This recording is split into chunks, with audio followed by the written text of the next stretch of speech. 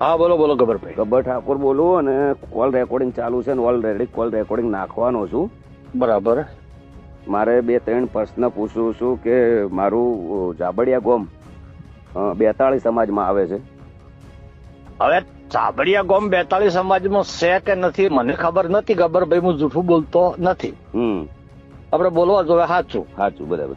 પણ 42 સમાજ આખી નાયતામ ભેગી છે અને અહીંયા સમાજનું બંધારણ બનાવ્યું હતું. બરાબર.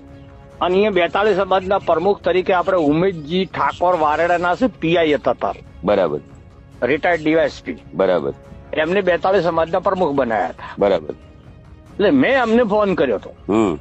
તમે મને ફોન ના કર્યો કે અમે 42 માં આવા કે ના આવા?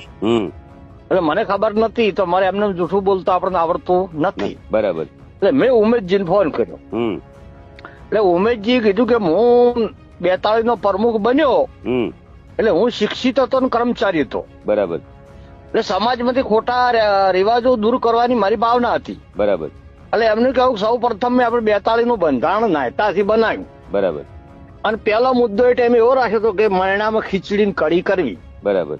આ 42 સમાજની પહેલ નાયતાથી કરી એમની. બરાબર. પછી એમને કહ્યું મારા પ્રમુખ થયા પછી 42 સમાજના વિસ્તાર વધારો હતો તો મારી જોડે જાબડિયાના બધા આગેવાનો આયા. બરાબર. તારીખ લેવા. બરાબર. કે ભાઈ અમારે તમારું સન્માન કરવું છે ને અમારે 42 માં આપવું છે. બરાબર. એટલે કે મેં તારીખ આપી. બરાબર. અને આખા જાબડિયા ગામના ઠાકોરો ભેગા થઈને 20,000 ઠાકોરો ભેગા થઈ અને મારું ભવ્ય સન્માન કર્યું. બરાબર. અને એ દાડે 42 ના બધા આગેવાનો હાથે લઈને કે હું જોતો જાબડિયા. બરાબર. અને જાબડિયા ગામને એ દાડાથી 42 માં લીધું. બરાબર. તો બરાબર. આ વાત પ્રશ્ન એવો છે કે તમે 42 સમાજને વડુ ગામની પત્રિકા વાંચી છે અને એનું બંધારણ એવું છે કે તમે જોનમાં ડીજે ના લઈ જઈ શકો ને ગામમાં વગાડી શકો. આ સાચું કે ખોટું? એ વાત સાચી ને, એમાં એને વાત કરું તમને. મને હું જૂઠું બોલીશ નહીં. બરાબર. મને એક વિચાર આવ્યો કે ગુજરાતમાં ઠાકોર સમાજમાં શિક્ષણ ઓછું છે દીકરીઓમાં, અને દીકરીઓમાં શિક્ષણ વધારે આવે તો આ સમાજમાંથી ધીમે ધીમે કુરિવાજો ઓછા કરવા.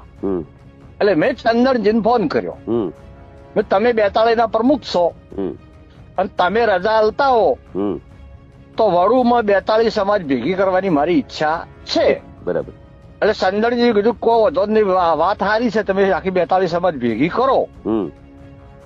તો મેં કીધું મારી રીતે હું સગવડતા કરું છું, કોઈ દાતા બીજા ઓધી ખૂટે તો કે ચિંતા. જય માતાજી મિત્રો. તો હવે તમારું આ વાક્યમાં શું કેવું છે તે જરૂરથી કમેન્ટમાં જણાવજો, અને આગળ તમે આ મુદ્દામાં શું કહેવા માંગો છો તે પણ કમેન્ટમાં જણાવજો. અને અમારી ચેનલમાં નવા આવ્યા તો ચેનલને સબસ્ક્રાઈબ કરી નાખજો, અને વિડીયો ગમે તો વિડીયોને લાઇક કરી નાખજો. તમે કને સપોર્ટમાં છો અને તમે બંધારણનું પાલન કરો છો કે નથી કરતા તે કમેન્ટમાં જણાવજો. જય માતાજી.